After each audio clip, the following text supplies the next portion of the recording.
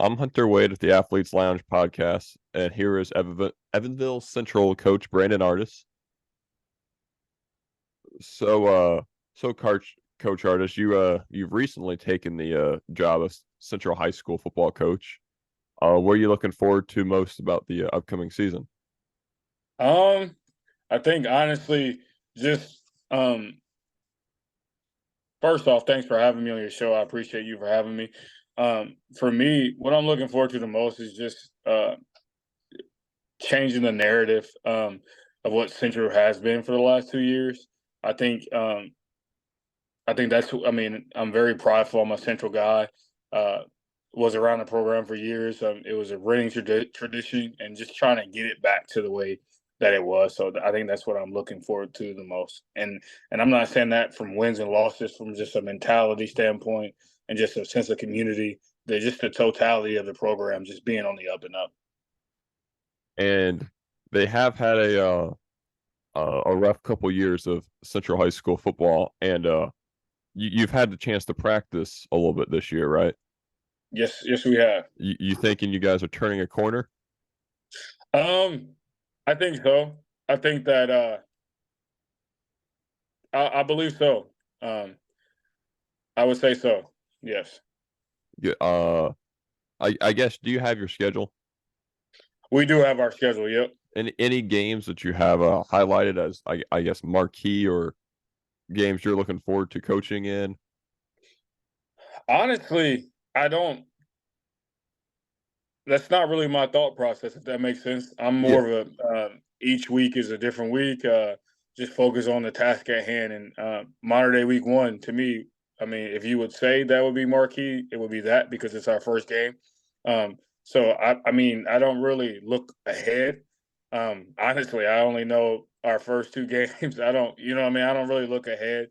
I know we played North at the end of the season because obviously I coached at North the last 4 years. But I mean, I'm more focused on the task at hand, and that's what's ever in front of us. So your dad was on the coaching staff at Central previously, right? Yeah, he spent about 20 years. He was around for 15 to 20 years. Yep. Yeah. So did that have any part of you taking this job, or would you have taken it anyway? I think that that's a major. It had a major influence on me taking it. I'm gonna be honest. This year I planned on kind of taking the year off of coaching, just to kind of sit back and watch different programs because I knew in the future I want to be a head coach. Um, I told myself I'd give myself 4 years at North, and after that, kind of transition to something different. And so that's what I did. And I was going to transition out and kind of see what my next steps were. Um, and my dad passed in February 18th, um, and the central job opened a couple weeks after that. Or I mean, I found out that it was going to be opening a couple weeks or so after that. So I mean, it kind of for me, all the signs led toward me coming back to Central, if that makes sense. Yeah. So I've been to the Central Stadium, and it's one of the coolest in the Southwest Indiana. Yep. I'm not just saying that for some reason.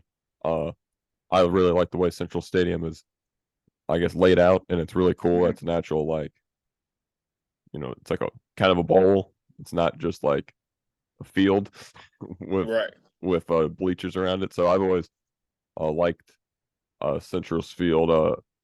So you've had the chance to practice. Have you kind of, Mhm. I guess, solidified your depth chart? Do you know what you're going to do? Do you know what scheme you're running? Things like that. Um, I'm a kind of person that you gear your scheme toward the kind of guys that you have. Yeah, I didn't want to come in with this complicated offense or playbook and try to do all these different things with dudes that don't see the world the way I see the world, if that makes sense. yeah, So I wanted to kind of get to learn guys and had a bunch of different things I would like to try.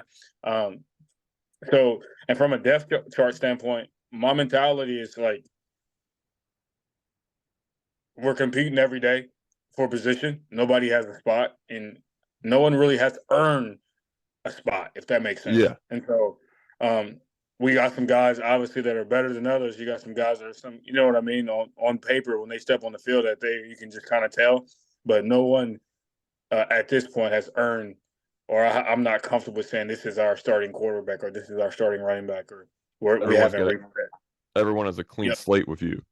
for sure. Because I mean, if you think about it, I really don't know these kids previous, right? I Yeah. mean, there's some guys that we only have one guy, two guys that played varsity football last year. So there's a lot of guys that I don't know what they can do. Well, I'm starting to learn now, but going into the job, I had no clue who they were. And so my mentality is I'm not listening to what someone said that you are. I have to see it for myself. So if that makes sense. Yeah, it does make sense. And do you think that because there's so few people played varsity football on the team that they're previously that they're more receptive to you than they maybe would be if you had 25 returning seniors? That I agree. I think that that's the best part of coming into the job is because you don't have a lot of guys that's already been there before or um I mean we have one guy that was a part of the team that went 12-1. Um but most guys um are new to varsity football and so that makes it easier for me to kind of mold and have guys follow me and kind of learn what I'm trying to do. So I think that that's the easy part about the job. So uh are you gonna be I guess I'm asking what's your workload? Are you doing offensive and defensive schemes? Are you delegating or are you doing everything yourself? I'm Right now, I'm definitely involved in both, heavily involved in both, and just talking to head coaches around and just guys around. Um, I kind of got the same answer as far as when you're taking on a program, especially when your team were 0-10 last year, and then they were 1 or 2 and I think it was 2-8 or 1-9 the year previous. You kind of have to have your hands in on everything until you find guys around you that you could trust to, so you can take a step back. So that's the approach that we're doing. It's all hands on deck.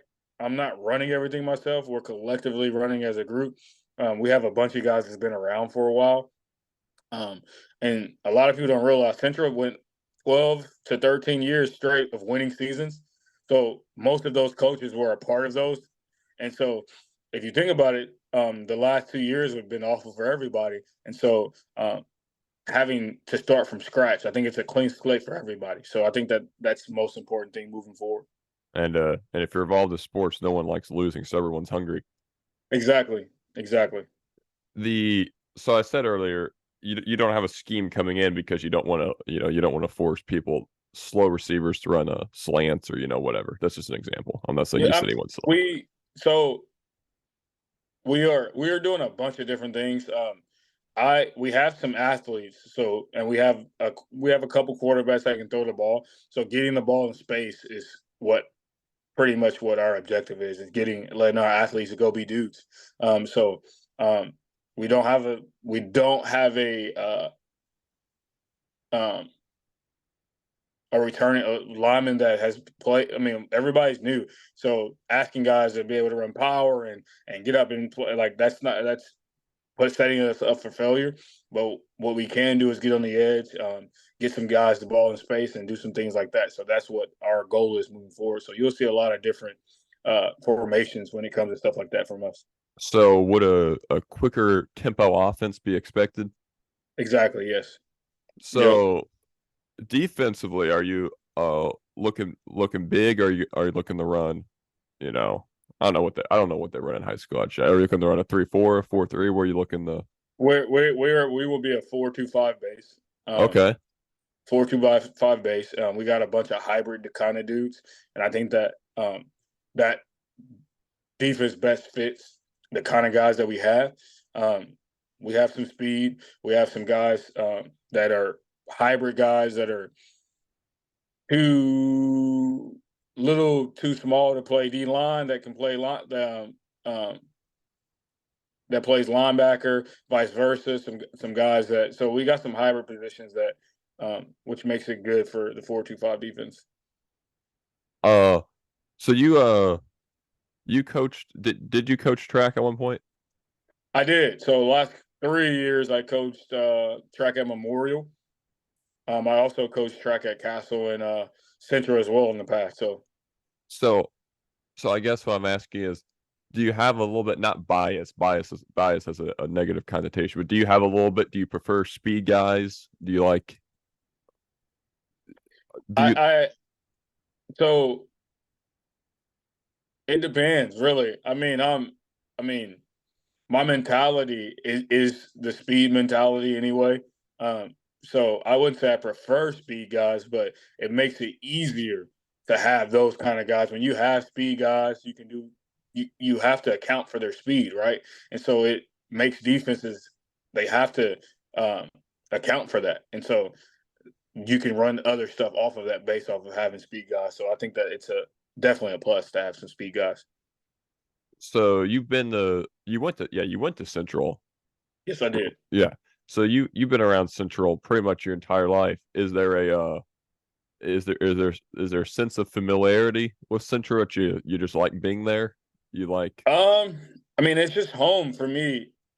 Even when I walked in um for my interview, it's just you know how you're nervous, but when you walk in a place that you feel familiar with, it kind of changes things. And so it was just a sense of home. Even though North, they treated me like family, and that was my home. I worked at North Junior, so even though that's but it's just not the same feeling as you get when you walk into Central. And so it's almost like you come to home and then you're like, oh, I'm home. But like you're on vacation for a week, even though it's good, you're on vacation. But when you're home, it's home. And so that's the kind of feeling that I got. And so, I mean, all signs leaded me to me coming back. Um, I talked to Zerkelbach, who's a smart dude, and I like him a lot. We talked about me coming back last year. It just wasn't the right time, and so I um, was going to come back to be a coordinator last year for Central. Um, but I decided to stay at North. the Central because so many kids have not played varsity football, are you is there a little bit of a fear or an awareness that you're gonna have to be a really good motivator to keep some of these kids on track? Because if the season doesn't get off to the start you want, kids have a tendency to get down on themselves, uh, especially if they maybe haven't participated in varsity at this level yet. Um, so my mentality is a little different, right? And Okay. so the result is the result. If you put the work in, the result is the result, right? So I don't like will I I'm a motivational kind of guy anyway, right? Yeah. Do I have to do extra because guys didn't play? No, it's a part of it. You step up, and so you coach to step up. But that's how I live my life. You know what I'm saying? So Yeah. when you're from a certain kind of environment, it's football. At the end of the day, it's just fun. And so when we think of fear, or when you think of like those kind of things, like nah, I mean, for me, football is fun, right? And it's supposed to be fun. And so when practice is fun, your environment that you're around is fun. Friday nights is going to be fun as well. Will there be some anxiety from guys because they're young? Yeah, but um, I was the kind of guy that stepped on the scene, and as a freshman, I thought that I belong. And so those are the kind of guys that I'm coaching, like guys that they think that they belong. So you kind of have to rise to the occasion because you have no other option. It's the fight or flight, right? Yeah. so so a lot of people. That's the great thing about humans, right? So when you put in a situation, how do you respond? Well, when you're coached to respond a certain way, and then when you're it's kind of human nature to respond in a way. But if I show fear as a coach, of course players are going to show fear, right? And so um, I think that it's easier to. There's no expectations, right? Yeah. You were 0-10 last year, and you won 1 to 2 games the year previous. So worst case scenario, you're the same as you were last year, which is 0-10, right? So Yeah. for me, um, winning a game is success, Yeah. right? Um, Not giving up is success. Not quitting is success. Fans stand in the stadium until the 0 seconds left on the clock. That's a success, right? So I think that we have to look at it like that. Which I imagine doing the 1 week at a time approach helps quite a bit Yes, there for because sure. it helps small, I guess, small or restrict the picture a little bit so kids aren't thinking about 10 weeks in Yeah, a row. for sure. Like, let's not look ahead to Rice when we have modern day week 1. Let's not look ahead at Vincennes when we got Bossy week 2. If that makes sense, like I don't care. That doesn't matter to me. Like, what matters is MD at the Rice Bowl week 1, defending state champs, and I have a lot of respect for Coach Gable and what they do over there. They teach football the right way. Guys play the right way. If I could build a program, it would be after that, modeling after that. So I have a lot of respect for Gable and modern day and what they do over there. So, So how often are you thinking about this job when you're not on the job? uh, all the time, all the time. I gotta. The good thing, my wife kind of checks me a little bit. So I try to enjoy things. I have two young twins that are 3, so they keep my. I mean, I got to keep my head on the swivel when I'm at home. So it's hard not to, um, especially like not having my dad around. He was the person that, you know what I mean, could give you that talk, and then you can kind of okay, and you move forward. But now I kind of got to think on that aspect as well. So uh, all the time, and it's. But who don't? If you want to be good at something, the goal is to be great, right? No one's put on the earth to want to be regular or be mediocre. The goal is to be great, and so when you do want to do great things, you got to think about you got to manifest great things, right? And so, how do you manifest that? By thinking about what do you want to do, how you want to do it, and how you're going to get there.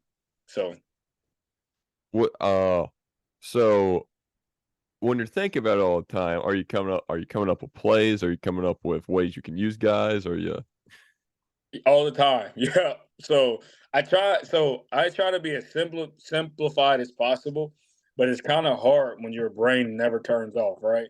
And so I'm constantly thinking about, okay, how can I run this scheme, or how can I run this play in 3 different ways, or how can I do this, and then I have to smack myself and be like, oh, what we said we're going to be basic for the kids. So um, all the time, and when you got some dudes, it's you want to kind of spread it out and make it even. Like, I'm from a time where I want everybody to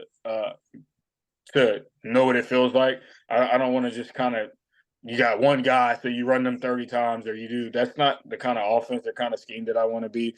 Or I kind of want to spread things out and want everybody to play. Um, you're just as good as your subs, right? And so that's what the mentality is. so I was gonna say you said you want to keep it simple because a lot of them haven't, played and just Mhm. uh so are you saying we're not gonna see any triple reverses? No, never. Never. I wouldn't. That's not even something that I would even. No, Not even no, a not fake at jet all. sweep? You'll see some stuff like that, some jet stuff, but triple reverse. I don't think that's beneficial to for us. It's Um, foolproof. They yeah, won't, that. they won't see it coming. Yeah. So no, I doubt that you see some stuff like that. You may see some 2 point conversion kind of stuff. You may see some stuff like that. Well, I guess But that begs the question. There's three, we mentioned offense, defense. There is 3 phases. So are you doing special or not? Are you doing special teams? Do you have someone doing special teams for you? Special teams we again? have we have a couple of our guys that can collectively do special teams. So you may have a person that is. So we'll have a guy that runs special teams, but you may have one of our coaches run kickoff, if that makes sense. Yeah. Or you may have a coach run kickoff return, but you have one guy that's going to run special teams, but we're all going to do it collectively. So I, yeah, I, it's I, all hands on deck. so would you consider and a lot of this stuff is in the moment. You don't know till you're there, but would you consider yourself aggressive, like on 4th and 1, 4th and inches? Would you go for it? For sure. I think that um, worst case scenario, you don't get it, right? And so who cares? You know what I mean? Like, Yeah.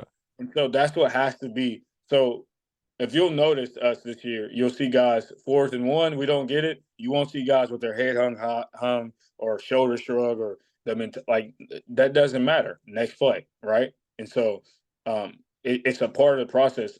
Greatness doesn't come from you just be great, right? Yeah. There's some trial and tribulation. There's some things that have to go wrong. You got to go through the mud, is what they call it, right? So, will I be aggressive on 4th and 1? Of course. Am I a person that wants to score points? Yes. Am I a person that wants to um, do some different things? Yeah. I mean, I'm. If it's 4th and 1 and I'm on the 50, please believe we're going for it. So that's just what I mean, that's how you win games, and you don't win by not taking chances. And I guess context matters there too. Field Yeah, position, uh, yeah, weather, stuff like that. yeah, Uh, for uh, sure. quality of punter, all that affects, I guess, where you where you go. You think so do you think you guys will be decent this year? Of course, decent's relative because if you win 3 games, it's improvement over last year. Right, And if you win 8, you'll turn into some type of folk hero. Uh right. I so like I said earlier, it's hard to judge with it being July. yeah. Uh, we had some success at a scrimmage. Um, we for my mentality is you go out, someone punches you in the mouth, you punch them back, right? Yeah. Or you punch first. My mentality is you think about success. Success is, did I do my job? Did we make this play? Did I do what I was supposed to do? And the result is the result. Um, I don't think you judge it by wins and losses, to be honest, because you're taking over a team that's 0-10. So if we win 3 games and then we're in all 9 or 10 games you play, is that successful? Well, If you, the point differential last year was pretty shocking. yeah, I looked at it. So, you know, 49-0, if you go, if you have a 49-35 game, at least it's competitive and it's a marked improvement. right. I cut you off, by the way. I'm sorry. No, you're Uh, okay. no, so you say you have a couple quarterbacks. You said are your linemen small and they haven't played, or your linemen big and they just haven't played yet? A combination of both. Our returning starter, lucky for us, is one of our tackles and defensive end. So he's a pretty good athlete and pretty good player. He's going to be one of the best players around here this coming up year. Um, we have some guys that played in the past but didn't play last year, maybe for whatever reason, maybe or the year before. So we have a combination of both, if that makes sense. You, yeah. So you said you're gonna run a lot of you're not really well. You're running 2 linebackers base. You're running Mm-hmm. So 6 men in the box. Yep. is that going to be a lot of backers going to be in a lot of coverage, or backers going to be coming a lot, or It's a combination of both. So having dudes that can do both. So when you think of 4-2-5 and you got a guy at your star or your rover, that's a hybrid player that can play in that box and can cover, if that makes sense. So utilizing those guys in different ways. So your 4-2-5, you keep those 6 men in the box. It's the objective of that to keep 6 men in the box at all times. And then we have another guy. I mean, it just really depends. I ain't trying to give you all my secrets. no, no, of Right. course I'm trying not to get Right. them. Right. But yeah, just having guys that can do multiple things. You need some guys that can cover, but also can play. Can play in the run. So we got some dudes that I feel comfortable. I don't coming into a season, and when your season prior was 0-10 and a new head coach. I think I'm as comfortable. I'm more comfortable than most would be, if that makes sense. Yeah, the nickel backers always have to be really versatile, and really Yeah. they have to be, because they get put on the spot a lot because they're out there. But so are I guess, and is that case, is for your 4-2-5 you running 3 corners, or is it a third safety? It is. It really depends how I you guess look that's at it. true. Yeah, it depends on how you look at it. I would say that it is a combination of both. Have you identified, and you don't have to name names, you can if you want. I don't know it. your restrictions are. If that are there any guys on your team, and I guess more defensively, where you like identify, well, that guy's my scrapper, that guy's my For sure. We have a couple dudes so where you can see right away that that guy's my star, or that guy's my rover, or that guy's going to play D tackle for us. So yeah, you identify guys, especially because in the 4-2-5, a lot of times you say if we're running cover three, you need a guy at safety that can kind of cover some ground from hash to hash. So we've identified those kind of guys. We got some dudes that can do some things. The problem is when you haven't played in a while, or you weren't taught to do things a certain way. Didn't have a certain kind of standard. It's challenging, and so my standard is very high. I reach for the stars, and if we land somewhere in between, okay, right. But I have high expectations, and doesn't matter that you were 0-10 last year. My expectations are what they are, right, geared toward what we're doing this year. so this is my last question because they've been bad the last couple of years. Did you have to everyone I think a big population of schools wants to play football anyway, but did you have to do some, I guess, recruiting, trying to get kids to come back out for it, or did you have to? I did. So it's funny that you said that. The very first day that I was hired, it was announced. I was at a gas station at the Circle K right by Central, and I seen a baseball player look pretty big, look really well actually. 6'1" kid, 190 build, and I was just asking him like, "Hey, do you play football?" And he was just like, "No, I haven't played." And so I knew right then that was my moment to recruit. So I kind of started right away, just guys in the building. I actually went to all the feeder schools and started recruiting. Not necessarily recruiting, but getting guys to come out that hadn't played before or used to play. So starting the feeder school, I spent a couple Fridays in the high school, just in the hallway, interacting with people. But yeah, like I think my goal is to have, if I can have 65 kids on the roster, JV and varsity, I think that's what my goal is, because that's quality. That's quality numbers. I know a lot of teams you got 80, 90. I mean, most of those guys aren't going to play in a game, so Yeah, it looks great. But I have a philosophy of a top 22. So if I can find 22 guys that is going to buy into what I'm asking, and that could be 4 guys on offense, 6 guys on defense, guys on special teams, then everything falls in place after that. you don't. So I have a top 22 mentality. Yeah, you don't. I was about to say you only need a total of like 36 guys in varsity. Yeah. Add in the kicker and punter, 24, and then whatever you need, whatever, Right. you know backup running back, the stuff like that. I mean, you really Yeah. don't need that many guys, because some teams do get pretty ludicrous because Right. I mean, and some I'm from when I lived in Dallas, some schools did have cut policies, which is weird in football. There's cut policies, but when you have Right. 115 kids, well, they're not going to make jersey 101. So you gotta. For sure. And so we don't. The good thing is we don't have that luxury. So I don't have to worry about cutting guys. We want everybody. And so yeah, I am a guy that if you're on the sideline, it's a chance that you can get in the game. And so everybody needs to be prepared. Even if you're the fourth man on the depth chart, you still need to be prepared, because I'm big on. I don't want my starters to have to play a lot of special teams. I feel like guys that are JV guys, they should be well acclimated enough to be those guys on kickoff or be those guys on kickoff return. So I got my mentality is to have dudes take pride in that. So if you're a guy that loves football, but you know you're not a starter, you still can start on kickoff, kickoff return, punt return, and still make some noise in that way. So you have to have guys to buy in those roles too as well. That's what makes great teams.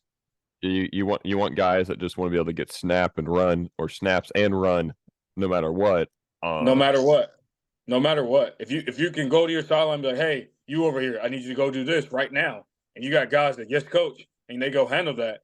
Those are the guys you need. You need guys like that too as well. So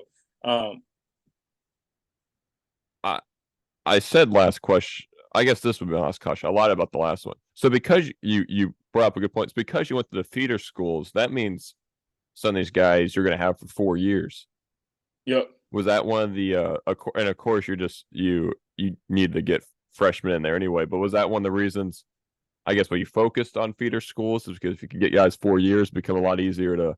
It's my main focus. It was my main focus getting hired, right? And so when you think of success, a lot of people want it right now.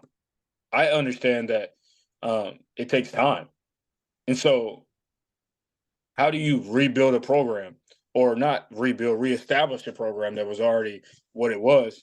You go to the youth, right? And so if those guys buy in, this is what, and I'll say this, I keep bringing up modern day and Rice. This is what makes it great, right? What they do.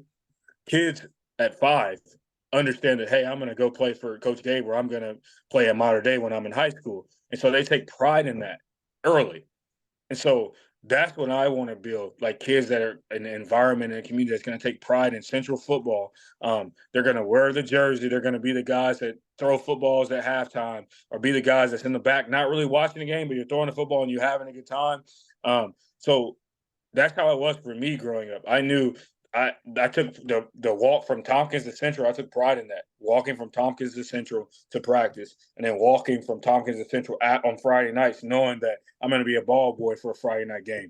No matter what the end result is, you just knew that it was a sense of community, and so that's what I want to build, and that's what I want. That's what I want looking forward. So that's all I have. If you want to say anything about uh feel free to. Uh I guess No, any. I mean nothing for me. I'm just excited that you had me on here. I'm glad that you reached out to have me, and that's really it I, for me. I hope we can do one of these in the season. Hopefully you're like 4-0 and we do one of these. That'd be pretty cool. Right, that'd be cool, right? Wouldn't it be nice going to the Rice Bowl and beating the defending state champion? Yeah, that'd be That'd be pretty cool, right? we Um, we might settle for 3-1, but yeah, yeah, well, rights, because rights, which I'm sure you have circled and you're aware is gonna be a tough game. Though I guess stuff does happen. I mean, it's football. You can always win in football. for sure. I'm smart enough to know that they're on the top of the hill. I mean, you won the conference last year. You got a bunch of guys coming back. Got a really good quarterback. You got really good skill players.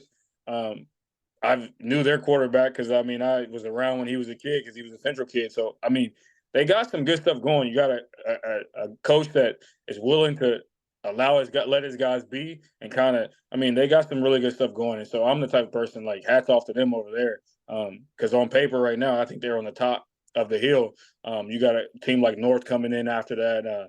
Castle, of course, is going to always be Castle. Memorial is going to always be Memorial. Modern Day is going to always be Modern Day, no matter what they have leaving. I know Modern Day's losing about 20 guys probably, but I'm sure they got 20 more coming. So um, I don't get caught like so. I'm excited for football in our conference. I remember a time where every team was good and every game was competitive, and so that's what we want, right?